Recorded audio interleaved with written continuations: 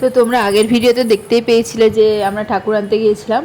তো আসার পর পাপাকে খাওয়া দাওয়া করিয়ে একদম ঘুম পাড়িয়ে দিয়েছিলাম। তো ওঠার পর ওকে ড্রেসটা চেঞ্জ করে দিয়েছিলাম। দেখো পাঞ্জাবি ধুতি পাঞ্জাবি পরে সেই মডেলের মতো ফিল করছিল নাকি জানি না, মডেলিংয়ের মতো দাঁড়াচ্ছে, ছুটছে, মানে কী না কী করছে।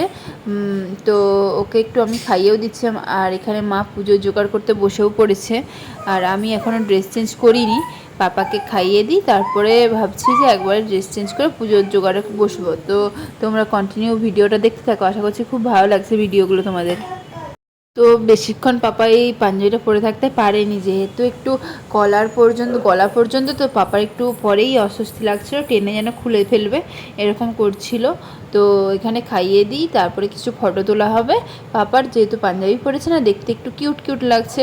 তো তার জন্য হচ্ছে কিছু ফটো তোলার পরে তারপরে ড্রেসটা চেঞ্জ করে দেবো। আর এখানে সবাই ছিল বলে ও একটু যেতেও পারছিল না, মানে কাউকে কাউকে দেখে ভয় পাচ্ছিল তার কাছে যাওয়ার জন্য। তো এখানে মানে সবাই ছিল বলতে যে যার মতো সে তার ব্যস্ত। মানে মানে মাসিমণি, কাকিমা, মামিমা এরা সবাই রাত্রে লুচি হবে তার জন্য আটা মাখছিল, মানে ময়দা মাখছিল। আর এদিকে সব পুচকু পুচকু মামা টামাগুলো তো ওরা খেলা করছিল, বোম ফাটাচ্ছিল।